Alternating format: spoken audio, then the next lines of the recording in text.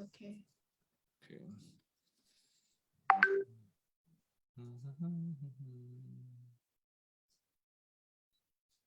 Okay, we are live. Okay, give me a minute. Sure. Okay, hi parents. This is Coach John here from Learning Out of the Box, and today is my second time appearing. And the reason why is because post PSLE, so many parents are asking, John, my child is very bored at home. So what can I do? So today, also thanks to a very good friend of mine and someone, I must say, this one is Zhen Xinhua, someone who I look up to. I met this wonderful lady 3 years ago in Channel 8 News. And when she shared, it just blew me away. And so for the past 3 years, we've been staying in touch, and she's very nice. And then I know she's very busy. And then she said, "Hey John, I want to come on board and share." And later she's going to meet her friend. Yeah, hello Jenny, ni hao, ni hao. Hello, 大家好. Thank you, John, for the invitation. This is an English one, right? Not Chinese, right? Yeah. So you can hear when Jenny speak, 她的双语, she's a bilingual, and I mean, all of Singaporeans are bilingual, right? So, but her Chinese is very good. Okay, so let me just introduce Jenny, and then I will just simply pass the stage to her, and then she can just better on. And then I just get a back seat, and then I just learn from her. Okay. I'm just here to share. I mean, as a fellow parent, well, I've got 3 kids. So maybe I just share some deck. Hold on. I want to share your profile because I think it's amazing. Sure. Yeah. Okay, Jenny is a PBM. Later you tell us what is PBM. She's also a district councillor of Southwest CDC. So whenever I see her big pictures, she's always at some launch or some projects. Yeah, on the ground serving the community. Yeah. And she's a founder of the Social Equity, which is something that we'll talk about today, and also advisor to QOD, which we'll talk about today, and how your child can actually play a part in this as well. Okay, let's go. Yeah, okay, I'll just share my deck here, yeah? Let me know if you can't see. Is this good? Can you see? Right? Oh, yeah. Hey, can you like tell us what is PBM?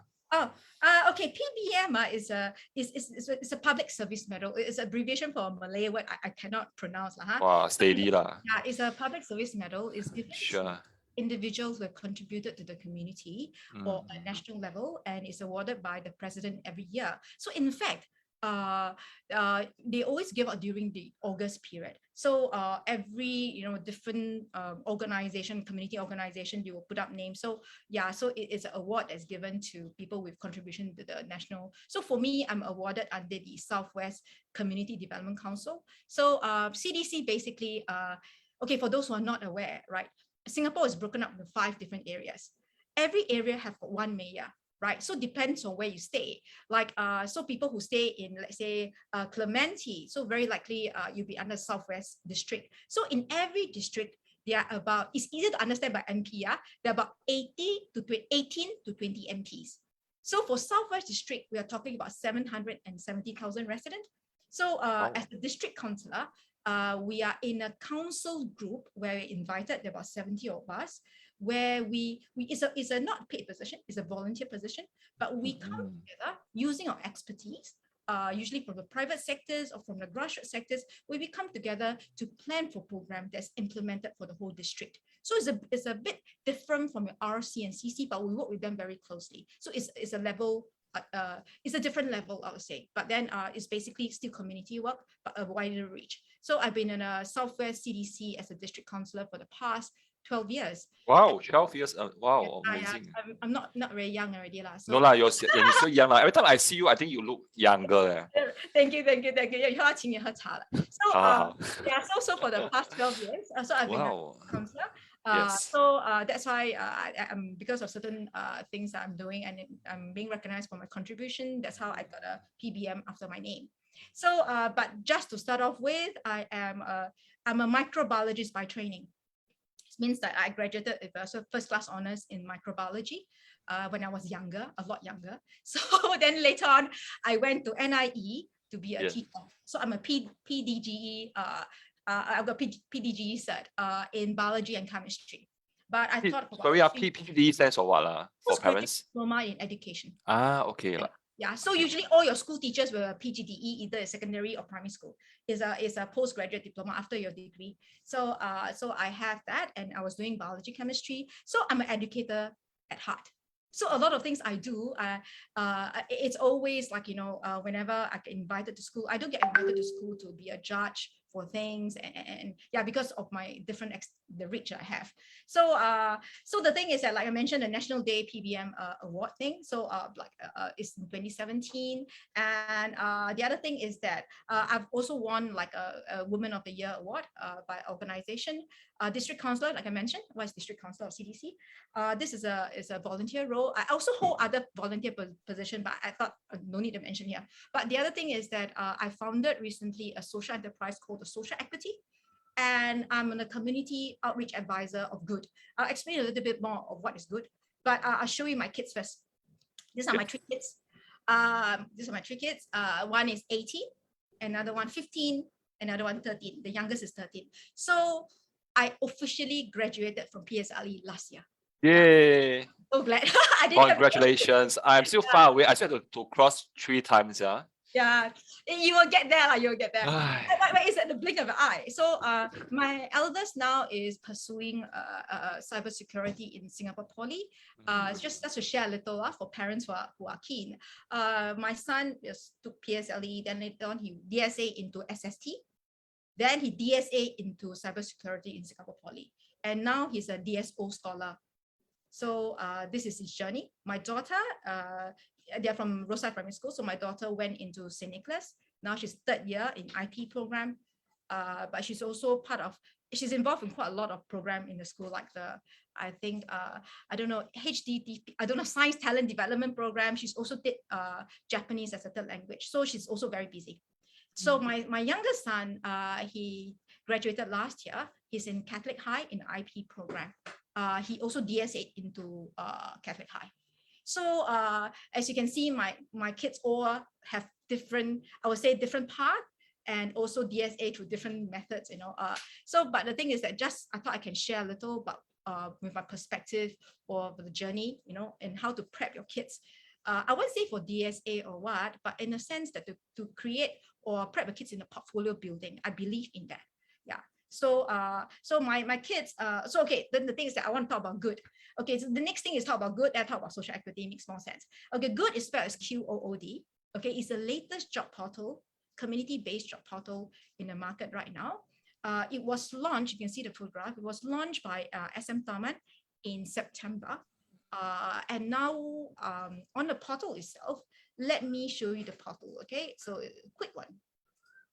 Okay, so in the meantime, while Jenny sharing this, parents, if you have anything you want to ask, please post in the comment box, because it's really hard to get Jenny, and she's, as you can see, she's very busy. Yeah, I mean, you can ask her anything. 她是很厉害的, she's very knowledgeable one.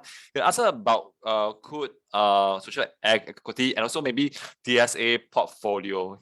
Yeah, I won't profess I know everything, because I think the DSA route, the portfolio thing and things like that have changed a lot. Every year it changes. And experience lah, yeah. Even the submission, process have changed. So my daughter's year, my son's year, they actually get it in the sense that last time you used to submit directly to the school, then they centralize it, right? So when you centralize it, we get into an issue. You cannot showcase a lot of things as compared to when you submit to the school directly. So but there are a few things that which I advise my friend, if you want to go to DSA, there's a few things you need to do, and building a portfolio for the child is important, right? I believe in portfolio building. So okay, just as quickly, I just run through what is good. Good is actually the latest community job portal. As you can see, we work with a lot of partners. These are the past job fair we have, and let me go to the job straight away. There is about 12,000 plus jobs, 600 plus employers. And in terms of the employers, we are talking about really from very diverse sectors. Even Semcorp, we have got SMRT with us in hotel, because basically I work with the trade association. I pull in about 8 trade associations to be on board. And because I believe, I would say good direction is that they believe that, you need to create a diversity for employers to come in, and they do not charge for employers to come in. And the reason why I'm volunteering for this portal is because I am an entrepreneur myself. I run my own business. Yep. I know the pain of getting staff. Even if you pay, you might not get your stuff, which is why I'm supporting them fully. And to support them, I also started a organization called the social equity, because a portal is a portal. A portal, there is no a portal is basically just, you know, when you apply and the employer see you, they meet you, right? Things like that. But then the thing is that I started a social equity where there is hand-holding element in it. For example, we work the grassroots and the CC very often. And if let's say a grassroots have a job seeker who comes in and say, hey, this auntie, uncle needs help. Because those people on the portal, people are literate, there's no problem navigating through the portal to find jobs. But what about those people who are not literate? Writing a resume is already a problem. Yep. Right? Navigating on the portal is also a problem. So no matter how much you coach, no matter how much you do for them, unless you do it for them, if not, they can never use the portal to look for a job. This is where my women, in fact, my people from a social equity, the volunteers come in, where they will help these job seekers, help them with resume writing, simple resume writing. And I'm actually getting volunteers that are very young ones, because they're able to, as long as you can understand what the person's talking about, you can, there's a resume builder, a very simple resume builder on the portal itself to help this job seeker. That's where social equity comes in. And because of my interaction with all these employers, I have a lot of employers, okay? I actually front face all of them. All of them. So we have about 800 plus actually employers on the portal itself. Very good brands. And the thing is that they are also having a very difficult time getting staff. Very difficult time. So which is why I thought, like I say, I'm an educator at heart, right? Yep. So it makes sense for me to do something where the children can benefit.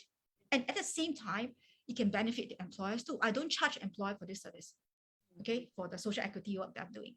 So, and the thing is that I also see that throughout me helping a lot of job seekers coming to look for jobs, you'd be very surprised. There's a lot of mature PMETs who are out of a job and they have a difficulty finding a job, not because they lack the academic qualification. Many of them have got master's degree, okay, there's no problem. The problem is that it's the skill set.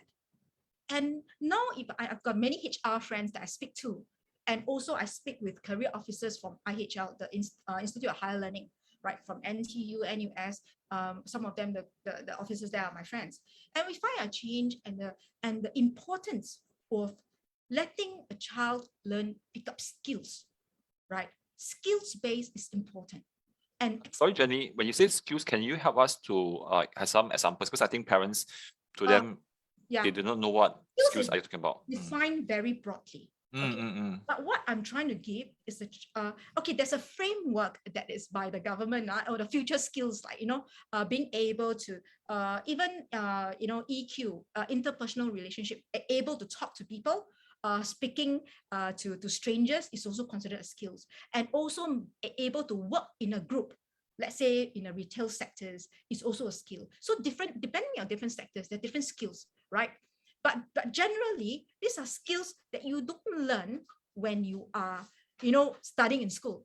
You will learn, it's a work skill that you learn through experiential, through working. And I've got some job seekers who come in, they wanted to change sectors because certain sectors are no longer doing well, especially those in aerospace, and they wanted to go, let's say, even F&B. We realized that if they actually mentioned that they have got, even last time they were doing part-time in McDonald's or in F&B, they stand a better chance compared to those that has been in the sector all the while, right? So skills like that is actually important.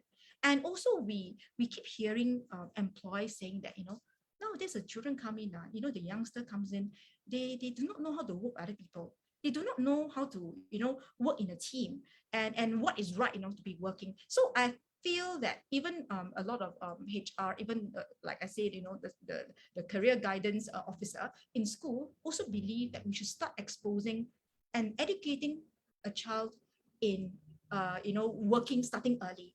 And not only that, also to build up a portfolio. So for me, there are two parts to it. One part is to give a child a life skill, like for example, working in a team. I'll show you a video in a short while, certain skills, right? And the other one is to help the child build a portfolio.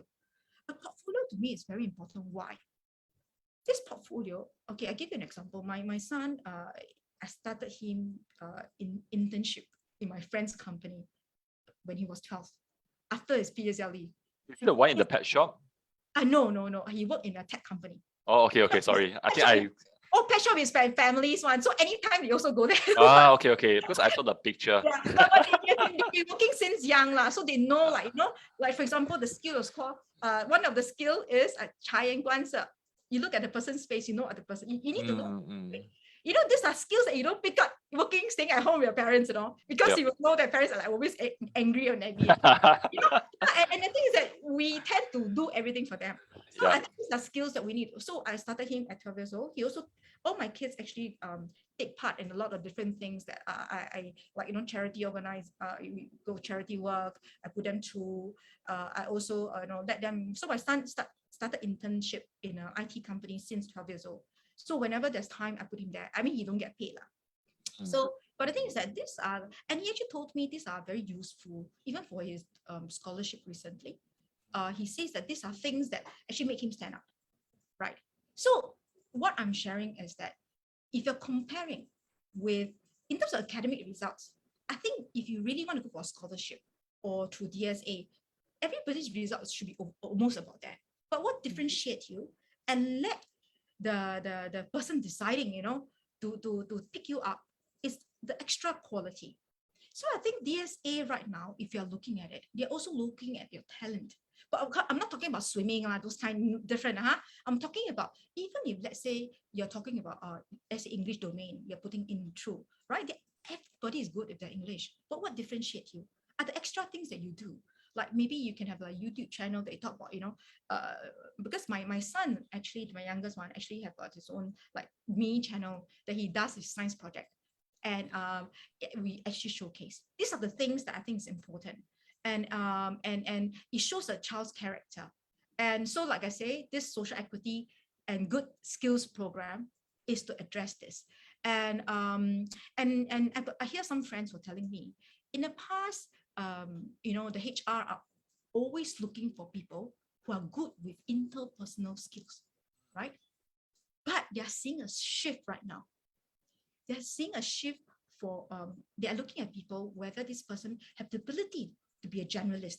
Means that because a lot more people are working through remote condition, right? How do you work in remote condition and do many things at the same time working other people? No longer working in the same area physically. So these are different skills they're looking at. And this is what I hear from all my friends in the HR. And also there are also new role that's been picked up that is up right now. Like for example, person who can remote control, remote manage stuff from other areas. These are things that we don't see during COVID times. But how do we, I would say COVID-proof our kids, or in the future proof our kids, right? To all the changes. It's when you have that the experience, like maybe working in this environment, the more experience you expose your child to, the better the chance the child can do well. That's what I believe in. And yeah. Can I ask one quick question? Yeah. Okay, because I think we also want to share that that because being a Singapore kid, last time when I was younger, I wanted to work. But I think my parents were saying, hey, just do hard in the school, which means just focus on your schoolwork. Then, so I started work very late. Yeah, so I believe that some parents will say, hey, all this is good. Hey, but now, just focus on your schoolwork. You want to work, next time when you, after JC, then you can work. So what will you say to these parents when they have such opinions? Okay, right. Okay, now in Singapore, after legal terms, only children above 13 can work, right? Be paid. Right, to get CPF. Not it's illegal hiring. None of my employers will want that, okay? So, I mean, unless you're working in your grandparents' shop or for friends, then it's okay because it's not paid, right? It's just there and you work there for a short while. So from 13 years old onwards, you can actually start working. It really depends on the child. Some children are not ready. Like for example, because I started this program, I got quite overwhelming response. I don't even do much publicity. So a lot of kids sign up, and I'm not talking about targeted schools, it's throughout the whole of Singapore. I've got ranging from 12 years old all the way to 21 who actually apply for the job. And some of them, the HR, I'll show you the company in a short while. The HR actually tells me some of the kids are not ready. And some of the kids, if they're not ready, then we tell the parents, maybe start next year, don't do so fast. But the thing is that, you see, as a parent, I want my kid to make full use of the time. It depends on the child. Like my kid right now, this holiday, I didn't make them work because my daughter have so many projects. I think I will kill her, plus I kill myself if I were to make her go and work, right? We need to be very practical. Yep. We have to do, I mean, we just want to make sure that the child make full use of the time, right? And spend it in a quality way. We are not, I think many of us are not looking at the kid to bring home the bread and bring back the dough. It's more of the experience. But then I also do not want a kid to be seen as shortchanged as being like, cheap labor, which is why I told all the employers, which is why this employers I curated is quite unique in a sense that, okay, let me show you this. Okay, maybe I'll show you this. Can you see this? Okay. Yeah, so afterwards, can you also share, like, when you say the kids are not ready, what do you really mean? I mean, not after, ready. Yeah. Oh, okay. You Yep. see, as a HR recruiter, many of them have seen many people, right? Correct. And they can tell whether a child is ready or not, and for the role they're hiring. Got it. So the reason why over here, you can see the list of companies here. They are all very established companies. I only choose established companies with proper HR. Okay, because I also want to protect the children here. So over here, the whole experience here, I don't manage it in a sense that I make sure the child turn up. I don't. So basically, there's certain procedure the child goes through. But the first thing I need to do is to make sure the curation employer is there, right? Right. So I share with you this. You see, over here, you got employers who are in F&B, even Prime Supermart, usually frontline retail. Frontline retail is the easiest way for a child to get into any job, right? And the thing is, why is it that for us, I'm making special effort? Is because, example, if anyone who wants to work in an F&B setting, you need to be certified, the WSK food handling cert. You need to have the certification before you can go and be an F&B seller. So for everybody who hires you, an employer, it costs me money to send you. So which is why younger children, they tend not to want to take, because you only work 1 month and you can spend money on you, then do not know whether you work long or not. So a lot of employer do, I would say, like they don't discriminate, but then they tend not to take the younger ones, which is why there's certain guidelines. They only work with children above 16, right? Or the poly kids above 18.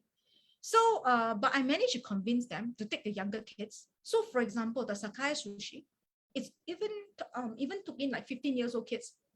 They say they don't mind sending them for the food handling course at the company's expense. And I think this food handling course is a course that is to you, it's a certificate you get. So imagine you were to go, like, this can be part of your CV. And this is at the employer's cost. And this one requires a bit of explaining to the employer, maybe you try and things like that. So I would say that, for example, highlight certain companies like Benjamin Barker, they took in my 15-year-old.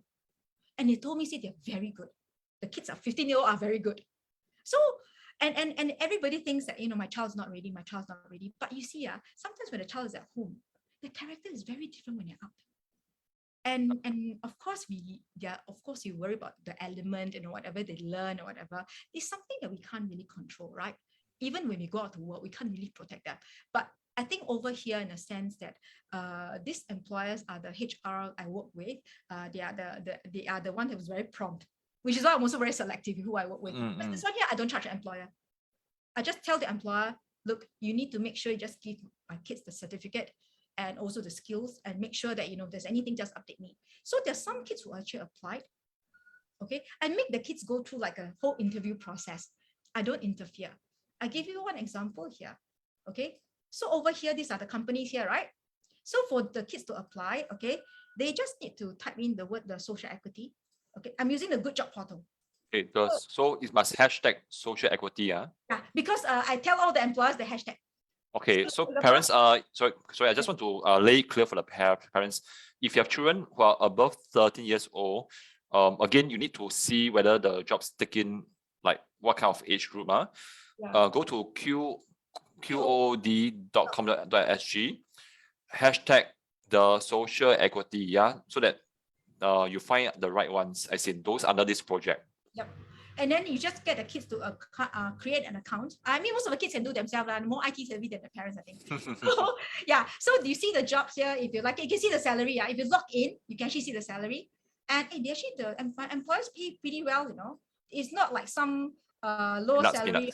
Well, yeah, they actually pay quite well. Let me see whether I can use something. Yeah, but at the same time, I just want to chip in that whilst we know that, we think that salary is important, but I think as a parent myself, what I value more is the experience and whether the child actually finds the right company and so the right mentor, which is I think is very important in this case. So my kid can really benefit as much as possible during this working or rather short working experience. Okay, then over Yep. here, I also need to talk to the parents, right?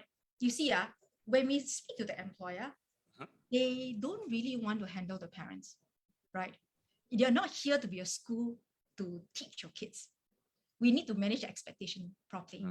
And which is why parents, you need to know, I mean, you cannot keep calling up the supervisor to ask them, hey, you know, where's my kids? You never turn up. Or things like that. Yeah, I cannot. which is why there's a wall. The parents don't contact the supervisor or the HR. It's always through me. And if parents were to say that, hey, you know, how come my child applied for this, but he go for interview, there is or maybe there's no reply or whatever, or there's no. So I told the parents, look, let this be an experience for a kid. This is how a job portal works. This is a real job portal, you know, right? This is the real world, man. This is the real world. So let the child experience it. Let him liaise with the employer, go for the interview, right? Behave in the right way so they be accepted. So you don't go and call the employer, why you never hire my kid? I also wouldn't manage parents like that. I mean, you need to be very fair to them. This is the real world. Parents also going to accept that this is not a school, right? Because it's also an experience for the child. So the real world, but I would say that these are the good companies. It's not like, you know, even you want to be, the last time I had was with the poly kids. We even have the hotel. They also be a room attendant. Some of the kids are okay.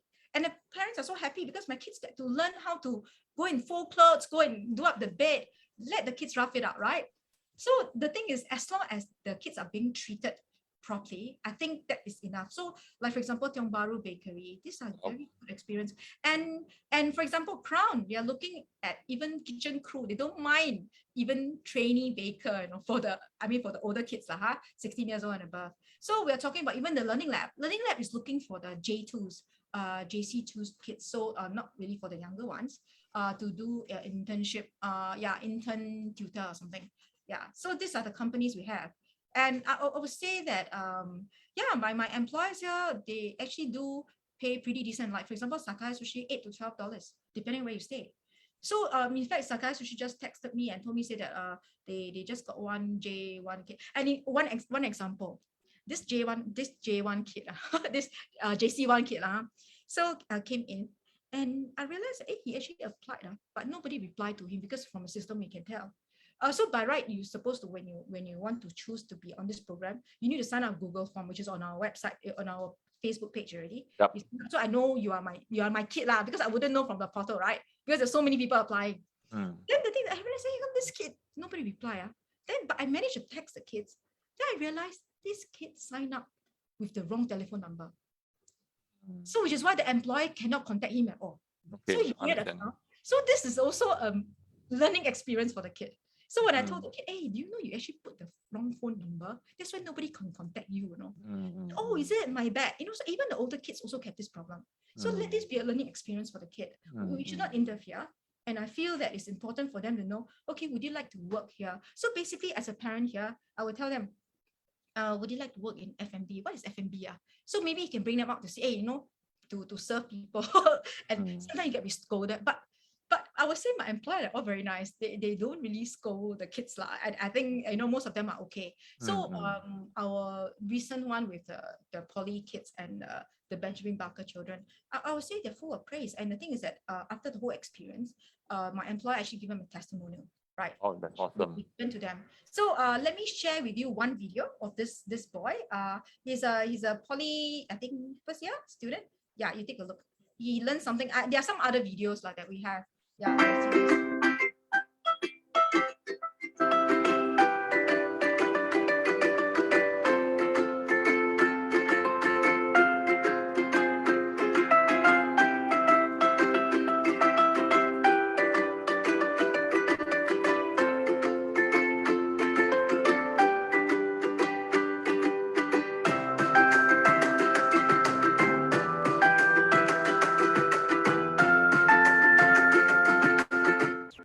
So far? I find it very enriching. I learn many new stuff because I've never worked in retail before. So at least something new. And I guess I learned some new stuff, but more on like values, I guess. Values, what kind of values? Like working together with the full-time staff, and then like being like bonding together so they can like help each other out. Right. And then I learned like that. I learned the importance of like initiative, like taking the initiative to do stuff instead of like just standing around and there's no one.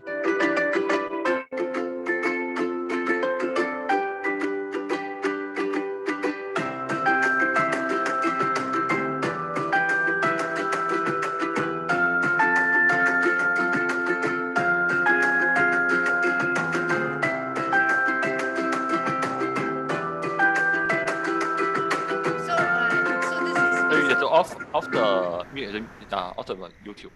Yeah, so this is basically like a short thing, but then I think the most important thing I thought the takeaway for me from hearing this kid is that he actually mentioned the word taking initiative. I think it's something that is quite lacking in many people, and not wasting your time. And I think these are skills that will be very useful for the child when he grows up and throughout his journey. So the earlier we prep him, so the thing is that there are plans next year that once we have this community of kids, I might bring in people to teach them how to do resume writing, how to communicate. These are the adults, the skills that you are looking at the adult world, but how do you translate and bring it out to the younger ones? So basically, it's just a start for what I'm trying to do. Yeah. So basically, like I say, I'm an educator at heart, and this to me is something that I think would be useful for the kids. Thanks, Jenny, for sharing. Hey, okay, I just want to ask you. So from the code.com.sg, how do I know which one suits the age group of my kid? Oh, it's written there. Every employer, the job description is usually written there. You have to click in about the job and you go and see which one. But I would say the younger ones, I can tell you offhand right now. Okay, the company that take the younger ones, because I've got older kids here also. The company that take the younger ones are Superga, the Superga, the brand, the shoes, right? Okay. It's a retail shop. Okay. Sakaya Sushi is okay with the younger ones. Benjamin Barker, the assembly ground, they're okay with the younger ones. Yeah. The younger one means how young? Oh, how young? Okay. Now, 14 years old and above, they're okay to take. But 14, it depends on the child because some kids a bit more mature than. Understand. So I tell them, hey, can you give the kids a chance? You apply, you just interview. If you don't want, then just reject. So that's what I'm also trying to convince them. Because if not, they also have a lot of fear. So I cannot guarantee 14 years old, they should take you. It depends on the child. And we also need to be mindful. The child has to be ready. So there are some kids who are not ready and they are worried. So I told the parents, don't worry about it. Just try next year. Anyway, it's not do or die kind of condition. I'm just appreciative the employer coming in. And on our part, we just make sure that as a parent, we try not to interfere too much. Just guide your child, and the platform is there. And we will try our best, to mediate or whatever. But usually, it actually runs on its own. I don't really go and manage it. Yeah. Okay, so what I got away from here is that at the end of the day, it's really up to the child and parents. I think it's okay as a parent myself. Sometimes I know it's very hard to let go. Yeah, but when it comes to real world application, it's different from school. So when your child is in the so-called internship in the sense or in the part-time job, let them go and have the full experience. Yes, definitely. Maybe I share one example of one child. Very funny. Yes, please. When they sign up on the Google form, right, I'll ask them to include the parents' contact because I do want to include the parents, right, just in case anything. Usually, some of the kids don't switch on their phone, so HR cannot find out. Can you contact the parents? I do that. So then this particular kid never put the parents' number. 15 years old, never put in the parents' number. So I asked the kid, hey, how come you never put in the parents' number? The parents don't want to get involved. Say no lah, I'm the fourth child. They're busy the first three, I'm the youngest, so they don't care. But the child actually did very well. He did very well, no? He did very well in the company. So the company, this guy is very mature. So sometimes it's the fact that we're able to let go is where the child can thrive. So I'm also telling this to myself. I won't say my children are independent. I'm also, I'm a helicopter also, to be honest. The thing is that I make sure I ring fence things, that's safe. But I realize that when they get older, even if you want to ring fence, you don't have a chance. So they want to do things on their own. I think the earlier you let them go, the more they learn. Yeah, I feel that's the way. Yeah, after going through 3 kids. Yeah, at this age. Yeah. Plus, 3 PSLE and plus one more is yours lah. 4 PSLE. Yeah. Also my that's right. Yeah, I forgot about mine. Yeah, 4 PSLE. Yeah. Okay, so I think thanks so much for sharing so much for about your own how you parent your own kids, and also how you push this project so that, and then also okay, what is amazing is how you get so many partners in as well. So those are big names, and I think those are also Singapore brands that we are very familiar with. So parents, if you want to join or go and check out the portal qood.com.sg, go and look through, and then maybe it may suit some of your older kids lah. Yeah. So okay, coming to back to the parenting, or maybe anything you want to share lah. So what will be one key takeaway for the parents here? The key takeaway is that I think most of the parents here should be with younger children, about 12 years old. So like, the younger kids. So I would say that now our focus is very much on like the primary school. But you realize once you go after primary school, the world is different. Our rule that we understand, I got a culture shock too. When I go to secondary school, it's like a lot of things we can't help them anymore. They have to be on their own, right? And I would say that they're in school most of the time, don't have time for us. So the thing is that I feel that being able to let go, it's one key thing as a parent. And trying to ring fence things is good, but then I think creating the opportunity and to look beyond just school, like what is the real world, and how you can actually, like I say, to future-proof your kid, picking up the skill is very important. And this is something that I'm also doing for my own kids at home, and also not only that, I'm not sure whether can I share this part or am I overrunning, but then yeah. Up to you, yeah. Yeah, because okay, my daughter is now in IP, so she has a lot of projects, right? So one of this is about is a community work. They have to do community work. It's part of their project. I don't know, she got so many projects, I also lost count. So one of it is they have to go and visit old folks home, do some charity work. But I told them, hey, not COVID, old folks don't even allow you to go and visit, right? So I told them, then since from St. Nicholas, you're supposed to be bilingual, so how about educating children, right?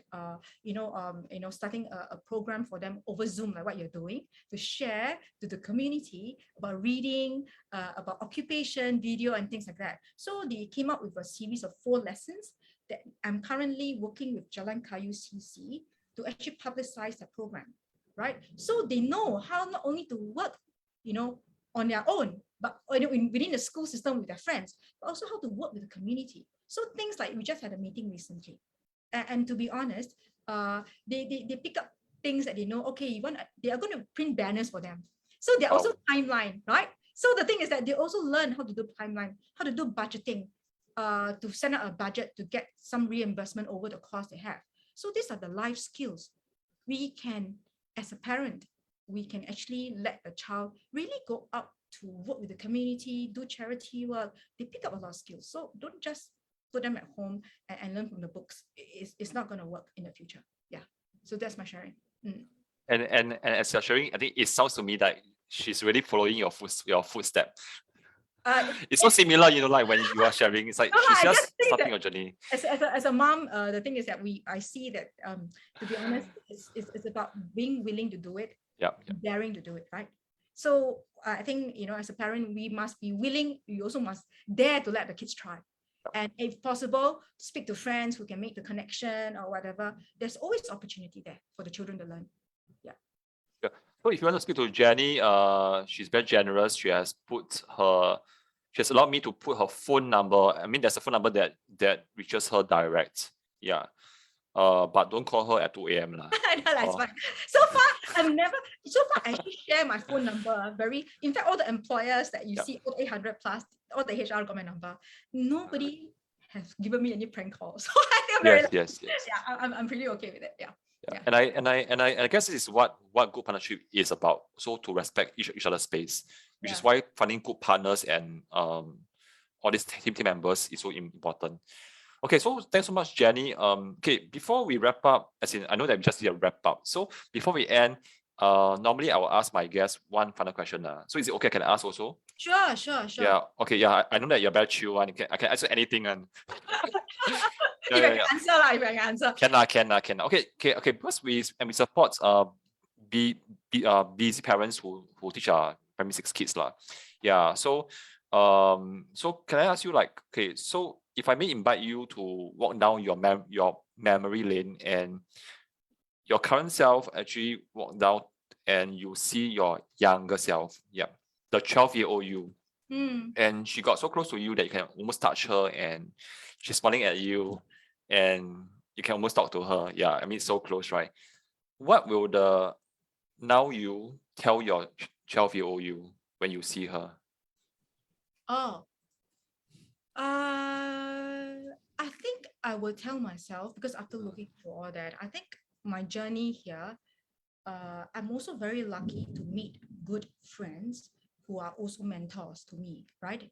And when I was a lot younger, I'm very shy as a person, very shy. Really? My teacher I don't actually believe. wrote, yeah, that's the thing. But I can show you evidence, okay? My teacher actually wrote, silence is not always golden in my report book. I'm not joking. That's how quiet I was. Okay. And the thing was, of course, my character changed when I go into tertiary education, when you Okay. meet different friends. I think I changed, like, in terms of character. But then the thing is that I think a lot of my journey throughout, be it academic, decision I make, sometimes I wished that I have a good mentor at the point in time to point me to the right direction. So, and the thing is that I mean, my dad and mom, my dad is educated. He used to be the chief in ST Straits Times, yeah, editor in chief in Straits Times. He gave me a lot of advice. But as a parent, I think you give advice to limited to what you know, right? I mean, like, for example, I've been working as an entrepreneur. I'll tell my kids, being entrepreneur very good. Don't go and get a 打工. What for? Then if your parents have been working for people for the whole life, never work as an entrepreneur, they say, yeah, 跟着你做什么生意，到最后很多 risk, work for people. These are the things. What I'm sharing is that I feel that I wish that I have more mentors who actually open my eyes. During the time, I would have made a more informed decision, and that is one thing. And also, because of my nature, I'm a bit, I don't really go out a lot with friends and things like that. So I don't hear a lot. So I think if possible, I could have been more outgoing. I think that would really help. But then I think if I look back as a parent right now, which is why I don't want myself to go through, my kids go through the same thing, which is why I believe in placing good mentors with my kids, right? Right now, I know what I know, but I only know how much I can share. I can only share how much I know.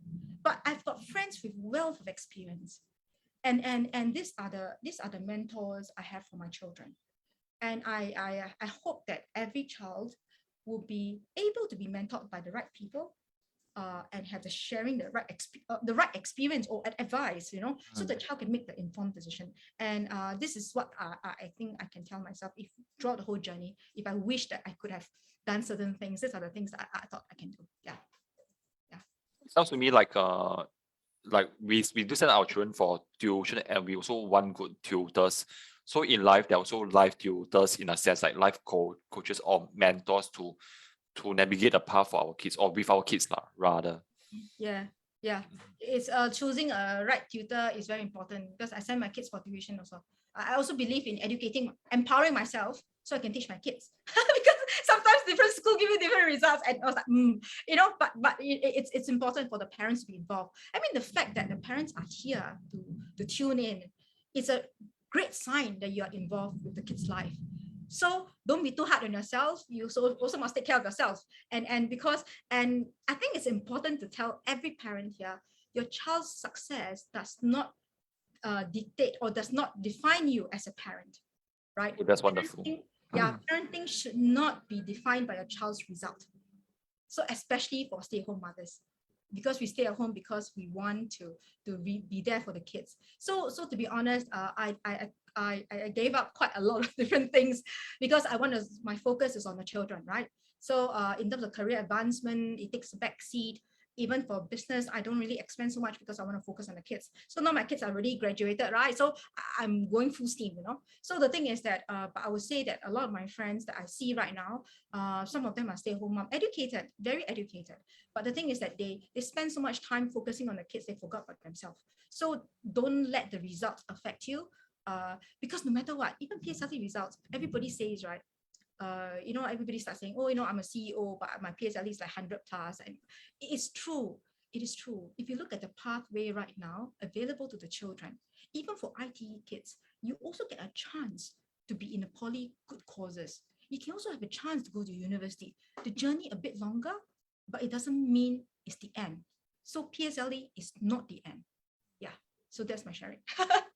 Yes, Jenny, thanks so much. Yeah, because I don't want to hold you back because I know that it's almost 6 soon. Sure. Okay, so parents, thanks so much for tuning in. And if you just got in, this sharing is always online. And the reason why we do this outside maths, it's not about helping you to do well in English, math, science, or Chinese. It's also helping you to do in life beyond PSLE. That's why we are doing all these sessions for you. Jenny, thanks so much for being here and really appreciate it. Yeah, don't go off first. So after I end a Facebook Live, then we just have a wrap up and then Sure. Yeah, see what's next. Okay. Okay. Thanks, parents. Bye. Have a good today's Saturday, right? Yep. Yeah. Have a good Okay. evening. Okay. Bye. Bye.